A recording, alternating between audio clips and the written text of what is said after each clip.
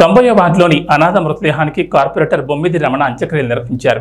NAD junction highway bus stop వద్ద గుర్తు తెలియని వ్యక్తి చనిపోగా పోలీసులు దర్యాప్తు చేసి పత్రికలో ప్రచురించిన తర్వాత ఎవరూ రాకపోవడంతో అనాథగా మృతి చెందిన వారికి గొప్ప మనసుతో అంత్యక్రియలు నిర్వహించారు.